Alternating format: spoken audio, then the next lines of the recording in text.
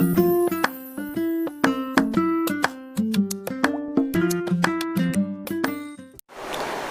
Everyone, तो ठीक है, मैं फिर से आ चुका हूं अपने नए लेक्चर के साथ।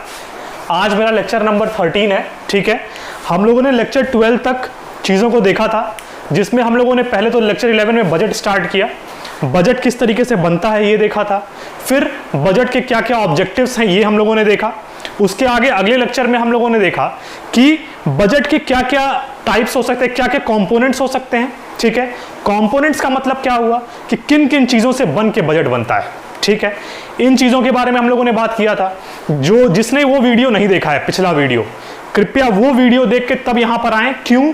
क्योंकि वो चीज़ों की बात मैं यहां पर करने वाला हूं जो उससे पूरी तरीके से लिंक्ड है। ठीक है ना, तो ज़रूर ही उस वीडियो को पहले देख लीजिए, उसके बाद इस पे आइए। ठीक है, अब मैं यहां पर बात करूंगा टाइप्स ऑफ डेफिसिट की। कई बार जब मैं पढ़ा रहा था तो कई बार मैंने एक टर्म यूज किया था डेफिसिट। ठीक है, कई बार मैंने इस टर्म का यूज किया, कई बार मैंने कहा डेफिसिट, कई बार कहा सरप्लस, कभी कहा बैलेंस्ड, और मैंने शायद लेक्चर 11 में इन चीजों के बारे में बताया भी था। लेकिन ठीक है, एक बार और बता देता हूं। ठीक है, जैसे कि मान लीजिए मेरा टारगेट क्या है, मैं अगर गवर्नमेंट हूं, मेरा टारगेट क्या है, एक्सपेंडिचर करने का। ठीक है, एक्सपेंडिचर किस तरीके से करूंगा, इनकम कलेक्ट करूंगा, उसी हिसाब से एक्सपेंडिचर करूंगा। तो मैं कब कहूंगा कि मेरा बजट जो है वो बैलेंस्ड है? जब मैं जितना खर्च करने का प्लानिंग कर रहा हूं, अगर उतना ही मुझे रिसीप्ट के फॉर्म में, इनकम के फॉर्म में रिसीप्ट मिल जाए, तो यानी कि खर्च मैं कितना किया, जितना मेरी इनकम आई वही किया, यानी उस समय मेरा बैलेंस बजट क्या है, बैलेंस्ड है। ठीक है, यानी कि एक्सपेंडिचर जब इक्वल टू हुआ हमारे रिसीप्ट के, ठीक है, तो इसको हम लोगों ने कहा बैलेंस्ड बजट। ठीक है, इसको हम लोगों ने कहा बैलेंस्ड बजट। ठीक, इसके बाद कभी मैंने कहा कि एक्सपेंडिचर इंक्रीज कर गया और रिसीप्ट कम हो गया। अब मान लीजिए कि मेरी जो प्लानिंग थी इस बजट में कि मैं इस अकाउंटिंग ईयर में जो एक्सपेंडिचर करूंगा वो कुछ 10 रुपए थी। ठीक, एग्जाम्पल के तौर पे 10 रुपए थी, लेकिन जब रिसीप्ट में देखा, मैं इनकम कलेक्ट करने की चीजों को, जब सोर्सेस को देखा, तो मेरे पास इनकम सिर्फ और सिर्फ 8 रुपए आ पाया। ठीक, यानी कि एक्सपेंडिचर क्या था, ज्यादा था, और रिसीप्ट क्या थी, कम थी। यानी एक्सपेंडिचर ज्यादा और रिसीप्ट कम। रिसीप्ट कम का मतलब, और हम लोगों ने क्या पढ़ा था कि रिसीप्ट माइनस एक्सपेंडिचर हम देखते हैं। अगर हम लोग रिसीप्ट माइनस एक्सपेंडिचर यहां करें तो हमको क्या मिलेगा, रिसीप्ट की वैल्यू कुछ कम होगी, इसकी वैल्यू ज्यादा होगी, तो हमको रिजल्ट नेगेटिव मिलेगा। ये सब बात मैंने लेक्चर 11 में किया है, इसलिए मैं बहुत ही नॉर्मली कर रहा हूं। ठीक है, हम लोगों ने क्या देखा, रिसीप्ट हमको छोटा, कम हमको रिसीव मिला, और एक्सपेंडिचर हमको ज्यादा करना पड़ा, खर्च हमको ज्यादा करना पड़ा। तो यानी कि हमारा बजट अब किस चीज में आ चुका है, डेफिसिट में आ चुका है। अब हम डेफिसिट में जा चुके हैं। और इसके अलावा एक और केस क्या हो सकता है, जब हमारा रिसीप्ट ज्यादा हो जाए और हमारा एक्सपेंडिचर कम हो जाए। ठीक है ना, यानी कि जो इनकम कलेक्ट हो रहा है वो ज्यादा हो रहा है, और जो मैं एक्सपेंडिचर कर रहा हूं एज अ गवर्नमेंट वो कम कर रहा हूं, तो क्या होगा, मेरे पास सरप्लस बच जाएगा, मेरे पास कुछ ना कुछ एक्स्ट्रा बच जाएगा। ठीक है ना, तो वो सरप्लस का केस था। यानी 3 केस क्या क्या हो सकते हैं, बजट बैलेंस्ड हो सकता है, बजट हमारा डेफिसिट में हो सकता है, बजट हमारा सरप्लस में हो सकता है। ठीक है, अब जब हम लोग मैक्सिमम बात करते हैं तो हमारा बजट डेफिसिट में ही होता है। ठीक है ना, मैंने उस समय भी ये बात कही थी। अब डेफिसिट में अगर होता है तो अलग अलग उसके फॉर्म होंगे। ठीक है, तो उसी चीज के बारे में आज हम लोग अपना लेक्चर लेकर के आए हैं, जिसका नाम है टाइप्स ऑफ डेफिसिट। ठीक है ना, कहां से ये टर्म आया डेफिसिट, मैंने इस चीज को याद दिलाया आपको। अब आप यहां से ये समझने की कोशिश कीजिए कि टाइप्स ऑफ डेफिसिट में क्या क्या चीजें आती हैं और इसमें क्या क्या होता है। पहली बात तो डेफिसिट का मतलब ये क्लियर हो गया होगा कि हमारी एक्सपेंडिचर, हमारी खर्च ज्यादा है और हमारी अर्निंग कम है। हमारे पास से जो जा रहा है वो ज्यादा है, हमारे पास जो आ रहा है वो कम है। ठीक है, यही बात मैंने डेफिसिट में कही थी। ठीक, अब अगर हम लोग इसके टाइप्स पे जाएं तो इसे कुछ 3 टाइप्स होते हैं, 3 टाइप्स इसके होते हैं। ठीक है, पहला टाइप अगर हम बात करें तो उसको हम लोग कहते हैं रेवेन्यू डेफिसिट। दूसरा जो टाइप होता है उसको हम लोग कहते हैं फिस्कल डेफिसिट। और तीसरा और आखिरी जो टाइप होता है, वैसे कई सारे टाइप हैं, कैपिटल डेफिसिट और कई सारी चीजें और होती हैं, लेकिन हमारे सिलेबस में सिर्फ 3 टाइप्स के बारे में बात किया है, इसलिए मैं उन्हीं 3 के बारे में भी डिस्कस कर रहा हूं। ठीक है। फिस्कल डेफिसिट के बाद एक और जो डेफिसिट आता है उसको हम लोग कहते हैं प्राइमरी डेफिसिट, प्राइमरी डेफिसिट, ठीक है। अब एक एक करके इनको समझने की कोशिश करते हैं कि ये होता क्या है और इसमें क्या क्या कैसे कैसे क्या प्रोसीजर है, ठीक है। तो देखिएगा, थोड़ा सा ध्यान दीजिएगा, ठीक है। मैं एक चीज पहले कर दूं, मैंने जो पिछले क्लास में एक चार्ट के रूप में एक बनाया था जिसमें मैंने बजटरी रिसिप्ट और बजटरी एक्सपेंडिचर की बात की थी, उसमें मैंने बजटरी रिसिप्ट के दो टाइप्स इस तरीके से मैंने कुछ बनाया था, जहां पे जब मैं बात कर रहा था बजट की तो मैंने कहा था कि ये इसके दो कंपोनेंट्स थे, जिसमें एक था हमारा बजटरी रिसिप्ट और एक था हमारा बजटरी एक्सपेंडिचर, ठीक है। और हम लोगों ने क्या बात की थी, हम लोगों ने कहा था कि बजटरी रिसिप्ट दो पार्ट में टूटा हुआ है। कौन कौन से? एक हमारा रेवेन्यू रिसिप्ट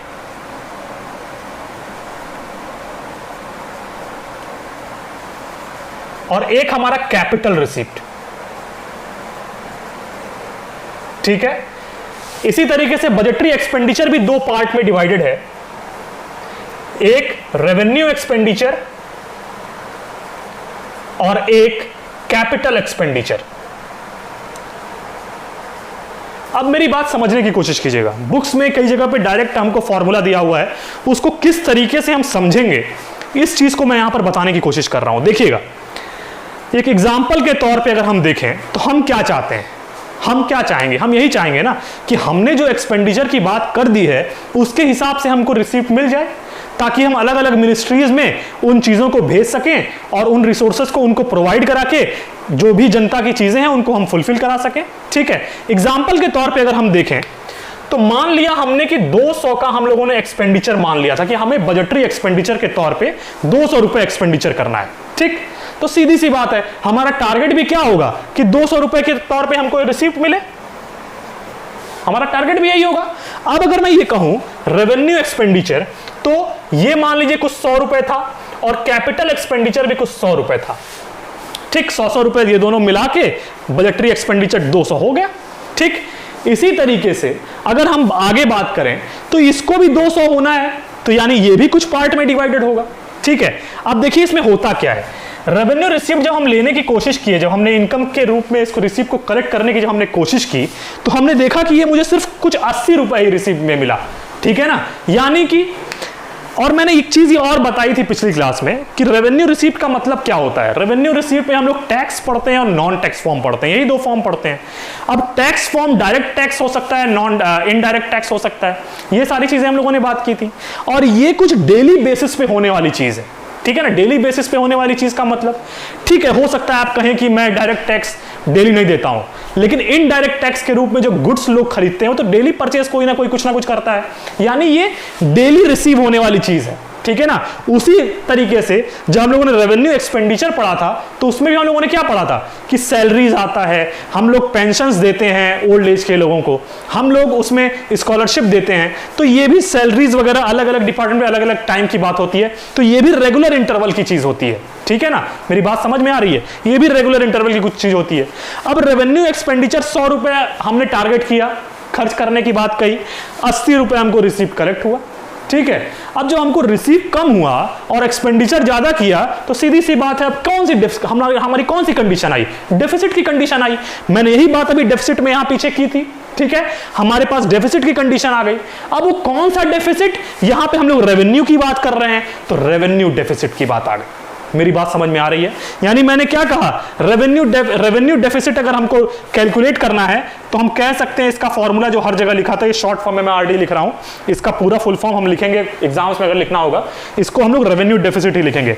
रेवेन्यू डेफिसिट का मतलब क्या हो गया कि revenue receipt, RR, revenue receipt minus revenue expenditure, ठीक है ना, यही बात मैं कह रहा हूं। अब डेफिसिट का मतलब क्या कि जो भी हम रेवेन्यू जो हम रिसीव कर रहे हैं और जो हम एक्सपेंड कर रहे हैं, अगर इन दोनों का इस तरीके से सब्ट्रैक्शन हम देख रहे हैं तो हमको ये रिजल्ट नेगेटिव मिलना चाहिए। तो सीधी सी बात है, ये हमको अगर 80 रुपए रिसीव हो रहा है और एक्सपेंडिचर हम 100 रुपए कर रहे हैं, तो ये कुछ नेगेटिव आएगा, सीधी सी बात है, नेगेटिव आएगा। और वही नेगेटिव क्या शो कर रहा है कि हम डेफिसिट में हैं, डेफिसिट का मतलब यहां पर क्या हो गया कि मैं एज अ गवर्नमेंट लोगों को सैलरी अपने समय पे दे रहा हूं, एक्सपेंडिचर उसके बारे में कर रहा हूं, वो चीजें कर रहा हूं, मैं ओल्ड एज के लोगों को पेंशन दे रहा हूं रेगुलर इंटरवल पे, मैं अपना काम कर रहा हूं। लेकिन जो मैंने एक पॉलिसी बनाई है कि आपके थ्रू मुझे डायरेक्ट टैक्स और इनडायरेक्ट टैक्स मिलेगा, उसके थ्रू मुझे जो टैक्स कलेक्शन करना है वो कलेक्शन मुझे नहीं, मेरे पास नहीं हो पा रहा है। मेरी बात समझ रहे हैं? वो टैक्स कलेक्शन मेरे पास नहीं हो पा रहा है। तो मैं क्या चाहूंगा कि मुझे किसी तरह से जो रेवेन्यू रिसीप्ट है मैं उसको इंक्रीज करूं।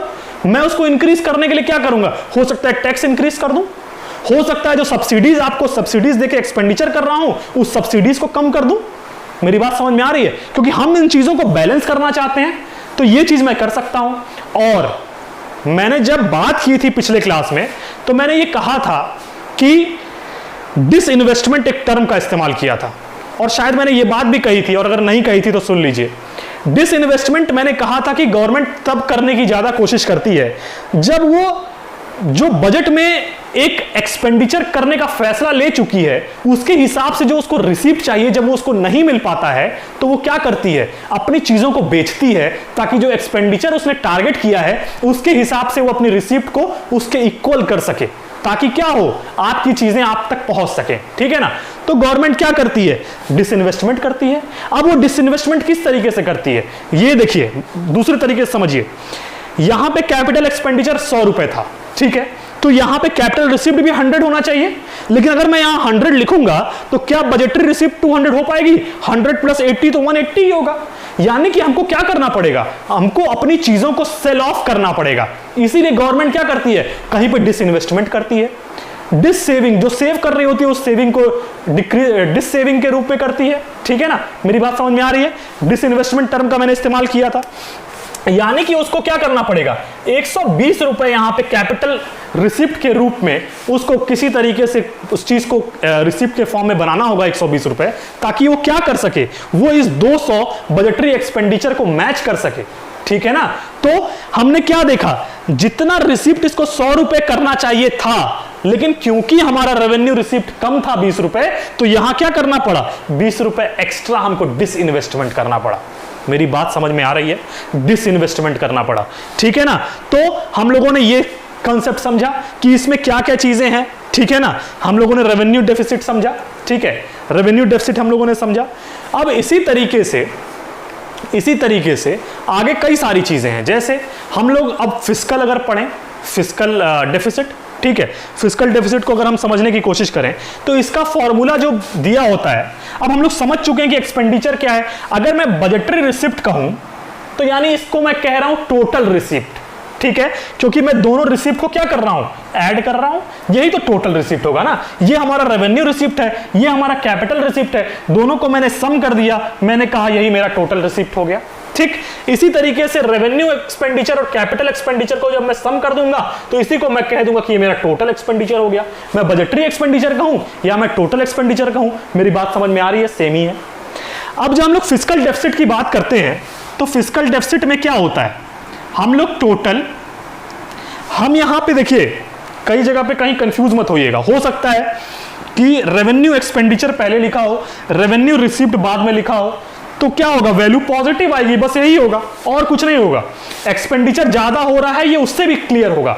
अगर एक्सपेंडिचर पहले लिखा है और माइनस के बाद में रिसिप्ट लिखा है, अगर वैल्यू उसके बाद पॉजिटिव आ रही है, इसका मतलब क्या हुआ? एक्सपेंडिचर ज्यादा है, रिसिप्ट कम है, तभी पॉजिटिव आ रही है।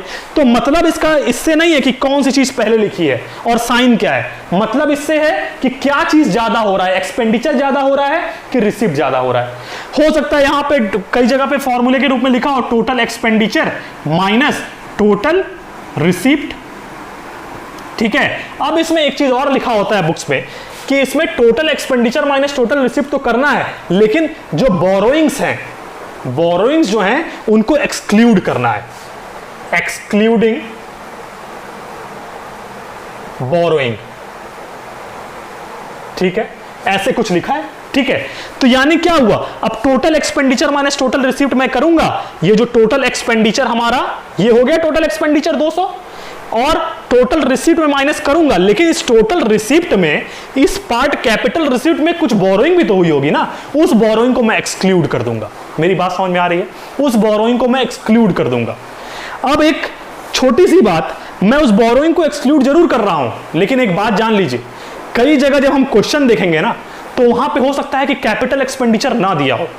अगर कैपिटल एक्सपेंडिचर वहां पे नहीं दिया है तो हम क्या करते हैं, हम बोरोइंग को ही मान लेते हैं कि वो फिस्कल डेफिसिट है। अब आप सोचेंगे कि ये तो एक बात ये हुई कि एक ईस्ट की बात हो रही है, एक वेस्ट की बात हो रही है। समझिएगा मेरी बात, टोटल जो मैं बात कर रहा था यहां पे, अब टोटल एक्सपेंडिचर और टोटल रिसीट जब मैं देखूंगा तो मैं डेफिसिट में हूं, सीधी सी बात है, मैं डेफिसिट में हूं।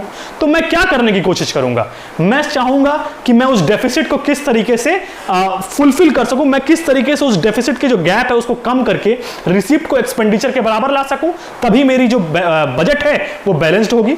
मैं यही सोचूंगा। तो मैं क्या करूंगा, मैं कहूंगा यार चलो कहीं यहीं लोन ले लेता हूं। मैं लोन अपने कंट्री के अंदर ले सकता हूं लोगों से, पब्लिक डेब्ट के फॉर्म में, बात हो चुकी है। मैं लोन आरबीआई से ले सकता हूं, बात हो चुकी है। मैं लोन आईएमएफ से ले सकता हूं, वर्ल्ड बैंक से ले सकता हूं, इंस्टीट्यूशन से ले सकता हूं, बात हो चुकी है। मेरी बात समझ में आ रही है? यानी कि मैं यही कह रहा हूं, मैं लोन लूंगा और लोन ही क्या एक तरीके से बोरोइंग की तरह काम करता है, ठीक है ना। यानी उस फिस्कल डेफिसिट को, फिस्कल डेफिसिट क्या है, वही चीज है ना जो मैं लोन ले रहा हूं कहीं ना कहीं से। यानी कि कई कंडीशन में हम ये बात लिख सकते हैं कि fiscal deficit is equal to borrowing, ठीक है ना। ये बात हम कई जगह लिख सकते हैं। अगर क्वेश्चन जो हम लोग का चार्ट बना के क्वेश्चन आता है, अभी मैं उस तरह के क्वेश्चंस बताऊंगा, अगर वो लिख के आ रहा है और वहां पे कैपिटल रिसिप्ट की बात नहीं किया है, तो हम लोग बोरोइंग को ही डायरेक्ट क्या करते हैं, एक तरीके से बोरोइंग को ही एक तरीके से फिस्कल डेफिसिट के रूप में मान लेते हैं उसको। मेरी बात समझ में आ रहा है? उस क्वेश्चन को सॉल्व करने की जरूरत नहीं है। अगर उस चार्ट में बोरोइंग दिया हुआ है तो उसी को हम लोग फिस्कल डेफिसिट के इक्वल मान लेते हैं।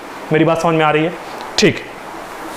अब मान लीजिए कि इसमें क्या क्या चीजें हो सकती हैं। मैं अगर किसी से लोन ले रहा हूं, उधार ले रहा हूं, तो या तो मैं आउटसाइड द कंट्री करूं या तो मैं इनसाइड द कंट्री करूं, मैं कुछ भी करूं, मैं क्या हूं, मैं डिपेंडेंट हो रहा हूं कि नहीं हो रहा हूं। यानी इस फिस्कल डेफिसिट का जो केस होता है, इसमें डिपेंडेंसी बढ़ जाती है दूसरों के ऊपर। मेरी बात समझ में आ रही है? और गवर्नमेंट ये भी तो कह सकती है ना आरबीआई से, एक काम करो नोट ज्यादा छापो, जो रिसीप्ट में दिक्कत आ रही है वो नोट ज्यादा छाप के हम चीजों को कर लें। लेकिन नोट ज्यादा छापेंगे तो मनी का फ्लो मार्केट में ज्यादा होगा, मनी का फ्लो अगर मार्केट में ज्यादा होगा तो इन्फ्लेशन बढ़ जाएगा, इन्फ्लेशन आ जाएगा, महंगाई आ जाएगी, ठीक है ना। तो ये कंडीशन भी आ सकती है। तो हम लोग नॉर्मली बस इतना समझें, जो हमारे सिलेबस तक की बात है, कि fiscal deficit is equal to borrowing भी होता है। मेरी बात समझ में आ रही है? ठीक है। अब थोड़ा सा इसके आगे अगर हम बढ़ें, प्राइमरी डेफिसिट की अगर हम बात करें, प्राइमरी डेफिसिट की, चलिए कुछ यहां पे कर लेते हैं। प्राइमरी डेफिसिट क्या हो गया, पीडी, ठीक है। प्राइमरी डेफिसिट की जब हम लोग बात करते हैं तो उसमें क्या होता है कि प्राइमरी डेफिसिट को हम लोग कहते हैं कि ये फिस्कल डेफिसिट माइनस ये हमारा इंटरेस्ट पेमेंट होता है, इंटरेस्ट पेमेंट, ठीक है। अब फिस्कल डेफिसिट कैसे निकालते हैं ये हमको पता है, अभी मैंने बात की फिस्कल डेफिसिट के बारे में, ठीक है। फिस्कल डेफिसिट हम लोग निकाल लेंगे। फिस्कल डेफिसिट के बाद से मान लीजिए मैं लोन लिया हुआ हूं, ठीक है, 20-21 का मैं बजट बना रहा हूं और मैं उसके पहले कहीं से लोन लिया हूं। मैं जब लोन लिया हूंगा तो कुछ इंटरेस्ट वो लगाया होगा मेरे ऊपर, मुझे उस इंटरेस्ट को क्या करना है, उसको भरना भी है। अब मैं उस इंटरेस्ट के लिए क्या करूंगा, अपने रिसिप्ट में से ही तो निकाल के दूंगा ना, अपने रिसिप्ट में से निकाल के दूंगा।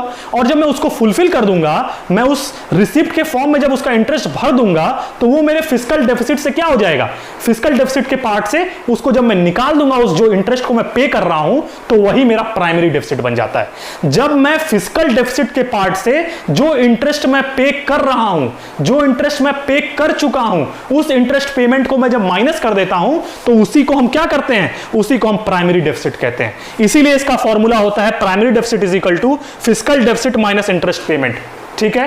अब कई सारी चीजें हम लोगों ने आज देखी, जैसे रेवेन्यू डेफिसिट। रेवेन्यू डेफिसिट में मैंने कहा कि revenue receipt minus revenue expenditure की वैल्यू हम निकाल सकते हैं। अगर कहीं पे एक्सपेंडिचर ज्यादा है, रिसिप्ट कम है, तो खर्च ज्यादा हो रहा है, रिसीव कम हो रहा है, इसका मतलब हम डेफिसिट में हैं। अगर हमारी रिसीप्ट जो होगी, इनकम का जो कलेक्शन होगा वो ज्यादा होगा और हम खर्च कम कर रहे होंगे, तो हम सरप्लस में होंगे। अगर जितना हम एक्सपेंडिचर का प्लान किए हैं उतना ही हमारे पास रिसीप्ट आ रहा है, दोनों एक दूसरे के बराबर हैं, तो बैलेंस्ड बजट है। मैक्सिमम टाइम गवर्नमेंट हमारी डेफिसिट में रहती है, ठीक है ना, डेफिसिट में रहती है। और इसके लिए मैंने एक बार पहले एक टर्म यूज किया था, डेफिसिट फाइनेंसिंग, ठीक है ना। वो क्या करती है इसके लिए, जब वो इतनी सारी डेफिसिट में रहती है तो इस डेफिसिट को फुलफिल करने के लिए वो एक नया टूल लेकर के आती है, जिस टूल का नाम होता है डेफिसिट फाइनेंसिंग। अब डेफिसिट फाइनेंसिंग में क्या होता है, क्या चीजें हैं, ये सब 12th लेवल से थोड़ी ऊपर की चीजें हैं, लेकिन मैं इसके बारे में भी बात करूंगा, अभी नहीं, जब इसकी जरूरत पड़ेगी, ठीक है ना। अभी हम लोगों ने क्या समझा, रेवेन्यू डेफिसिट, फिस्कल डेफिसिट हम लोगों ने समझा कि total expenditure minus total receipt होता है, लेकिन उसमें से जो बोरोइंग वाला पार्ट है उसको हमको एक्सक्लूड करना होता है, ठीक है। हो सकता है कि कहीं पे हमको कैपिटल एक्सपेंडिचर ना दिया हो, कैपिटल रिसिप्ट ना दिया हो, सॉरी, तो हम लोग क्या करेंगे, बोरोइंग तो कैपिटल रिसिप्ट का ही पार्ट है, पिछले क्लास में मैंने बात किया था। अगर वो चीज नहीं दी है तो हम क्या करते हैं, हम फिस्कल डेफिसिट को ही बोरोइंग के इक्वल मान लेते हैं। अगर उस चार्ट में बोरोइंग दिया हुआ है तो हम उसको उसके इक्वल मान लेते हैं। आगे हम लोगों ने बात की प्राइमरी डेफिसिट की। प्राइमरी डेफिसिट में हम लोगों ने देखा कि फिस्कल डेफिसिट में से जब हम उस इंटरेस्ट को जो हम भर चुके हैं उसको जब हम माइनस कर देते हैं तो वो प्राइमरी डेफिसिट हो जाता है, ठीक है। तो मैंने आज बात कर ली टाइप्स ऑफ डेफिसिट के बारे में। अब आप बताइएगा कि टाइप्स ऑफ डेफिसिट कैसा लगा आपको।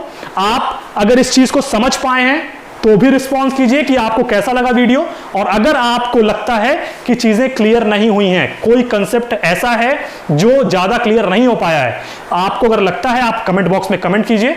मैं उन चीजों को अगली क्लास में पहले डिस्कस करूंगा और उसके बाद क्लास को कंटिन्यू करूंगा, ठीक है। और एक इंफॉर्मेशन है क्लास 12 के कुछ स्टूडेंट्स के लिए, जो भी बच्चे इंटरेस्टेड हैं, जो भी स्टूडेंट्स इंटरेस्टेड हैं अपनी क्लासेस जूम के थ्रू या फिर गूगल मीट के थ्रू क्लास कंटिन्यू करने के लिए आगे, जिसमें उनमें कई सारे क्वेश्चंस की डिस्कशन होगी, इससे अलग जो उनके कई साल पिछले 5 साल के पेपर्स आए हैं उनके बुक्स में दिए हुए हैं, उन चीज़ों पर डिस्कशन, नोट्स की चीज़ें हैं, वो सारी चीज़ें भी अगर वो चाहते हैं तो वो गूगल मीट या जूम के थ्रू मुझे ज्वाइन कर सकते हैं। और उनको ज्वाइन करने के लिए जो एक मेरा कॉन्टेक्ट नंबर है 8840192962, इस पे वो मुझे व्हाट्सएप कर सकते हैं। उसके बाद मैं एक ग्रुप फॉर्म करूंगा, वैसे अभी एक ग्रुप चल रहा है, अगर आप चाहते हैं ज्वाइन करना तो आप उसमें जरूर अपना आप मुझे व्हाट्सएप करिए, मैं उस ग्रुप में आपको ऐड करूंगा और हम लोग उसमें और भी चीजें, इससे एक्स्ट्रा चीजें, चाहे वो क्वेश्चंस के रूप में हो चाहे वो नोट्स के रूप में हो, हम उन चीज़ों के बारे में डिटेल में वहां भी डिस्कस करेंगे।